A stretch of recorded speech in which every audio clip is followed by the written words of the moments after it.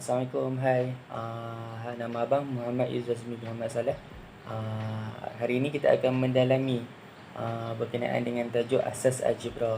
Dan tajuk yang pertama untuk hari ini ialah ungkapan dan apakah itu pemboleh ubah.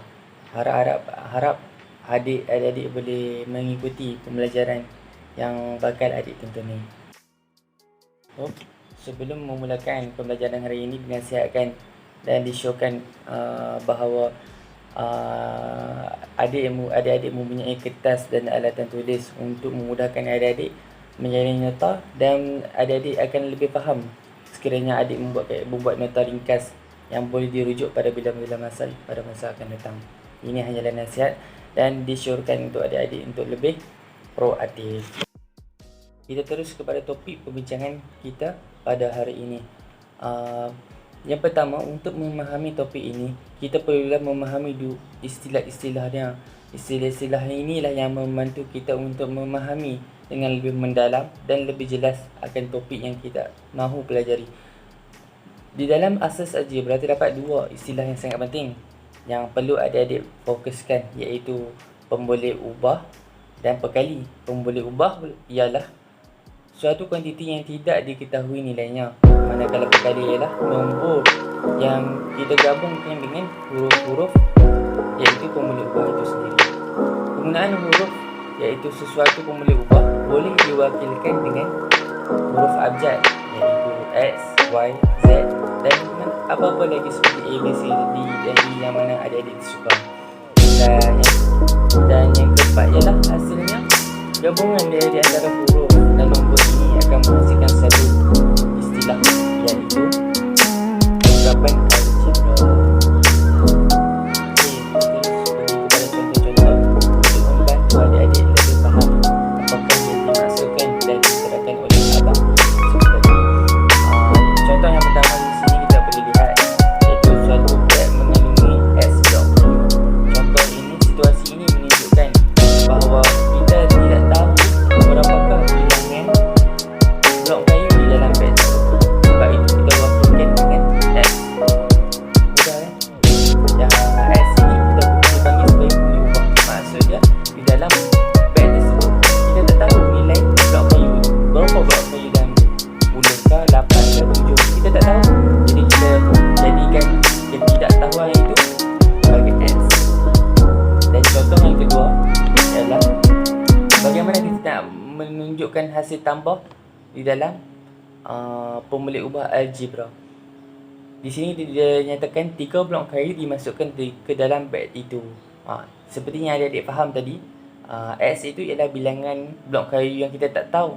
Jadi bila kita tambah lagi 3, pengiraannya hanya jadi S tambah 3, iaitu bilangan yang blok kayu yang tidak ketahui ditambah dengan 3. Hanya 3 itu yang kita ketahui.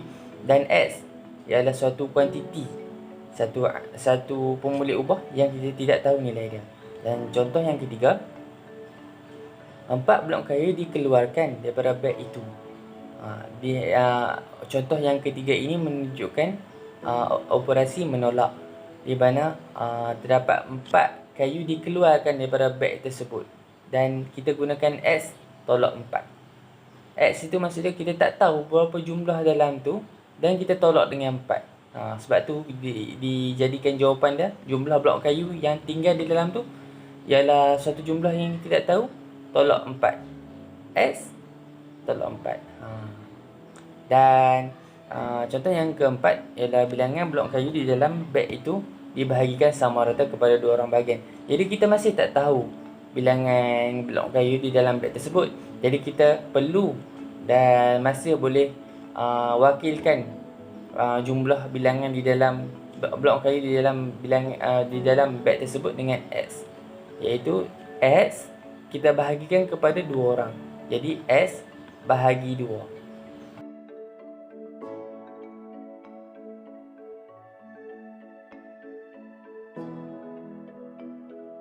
Contoh yang seterusnya ialah 2 beg masing-masing mengandungi X blok kayu. Maksudnya terdapat 2 beg yang kita tidak tahu nilai dia. Jadi bila jumpa situasi sebegini, operasi dia hanyalah terdapat dua pemulik ubah. Jadi bila terdapat dua pemulik ubah, kita darabkan pemulik ubah itu dengan 2. Seperti yang ditunjukkan dalam contoh ini. 2 darab X. Maksudnya ada 2 pemulik ubah yang kita tak tahu nilai dia. Dan seterusnya, dua beg masing-masing mengandungi X blok kayu, manakala satu beg lain mengandungi Y blok kayu, dan ditambah dengan 2 blok kayu. Okey. Digunakan X dan Y di sini menunjukkan bahawa di dalam dua beg tersebut terdapat perbezaan bilangan kayu. Tetapi kita masih tak tahu kedua-dua blok kayu di dalam beg tersebut. Jadi bila terdapat satu lagi beg baharu yang kita tidak tahu nilai blok kayu di dalamnya, jadi kita wakikan lagi dengan algebra yang baru, pemulik ubah yang baru, iaitu di sini ditulis sebagai Y, di mana X kita tidak tahu nilai dia, Y kita tidak tahu nilai dia.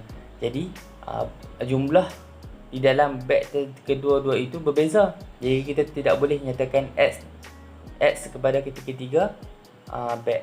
Sebab tu kita tambahkan Y sebagai pemulik ubah yang baru untuk menunjukkan bahawa ada satu beg lagi yang berbeza jumlah dia dengan yang S, tetapi kita tidak tahu juga nilai dia. Dan ditambah dengan 2. Jadi sebab tu operasi di sini terdapat dua bags X, 2X dan satu bags Y tambah 2. Okey, contoh yang terakhir ialah terdapat 2 beg masing-masing mengandungi X blok kayu dengan jisim setiap blok kayu itu ialah P gram. Di sini maksudnya ialah terdapat 2 bags yang kita tidak tahu nilai blok kayu di dalam dia, berapakah blok kayu yang terdapat di dalam setiap beg tersebut, dan dinyatakan juga kita tidak tahu jisim bagi setiap blok kayu itu. Jadi bila soalannya perlu nyatakan jumlah jisim blok kayu di dalam 2 beg itu, jawapannya ialah 2 darab S, iaitu terdapat 2 beg yang kita tidak tahu nilai dia, dan darab P, iaitu jisim bagi setiap blok kayu itu, iaitu kita darabkan bagi setiap blok kayu itu jisim dia. Contoh macam terdapat 10 blok, contohnya yang abang boleh nyatakan di sini ialah jika terdapat 10 blok di dalam beg kedua-dua itu, maka 10 blok itu perlu didarabkan dengan jisim satu blok itu bagi mendapatkan keseluruhan jisim ke 10 blok kayu tersebut. Okey, nampak membandingkan sedikit di sini. Tetapi contoh-contoh ataupun soalan-soalan yang akan datang akan memudahkan adik-adik faham dengan lebih lanjut. Jangan risau.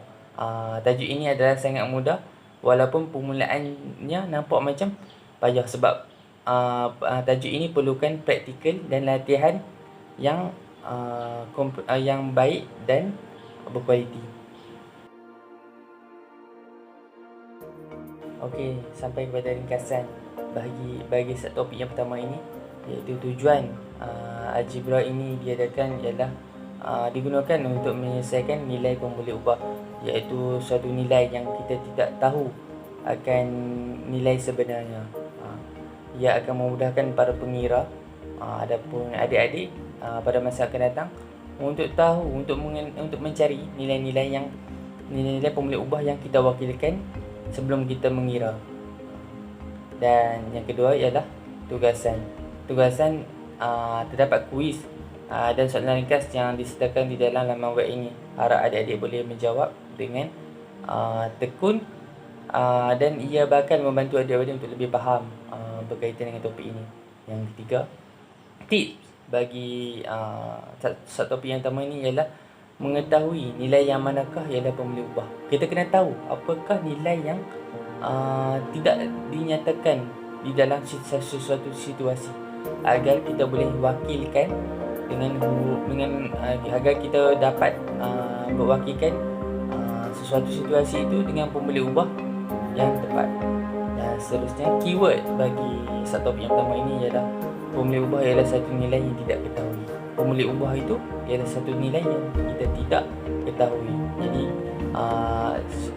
asas matematik ini ialah mencari nilai-nilai ataupun kuantiti ataupun jawapan bagi suatu bentuk atau masalah harian yang kita tidak tahu nilai-nilainya ataupun kuantitinya, seperti berapakah wang yang diperolehi oleh sebuah bank, berapakah untung bagi sebuah peniaga, dan semua ini juga termasuk di dalam algebra jika suatu nilai itu tidak diketahui. Okey, selesai sudah untuk topik yang pertama ini. Harap adik-adik boleh faham apakah yang diterangkan oleh abang, dan adik-adik boleh kaitkan dengan info-info yang bakal diterangkan oleh kakak-kakak pada topik yang seterusnya. Teruskan bersemangat, keep it up.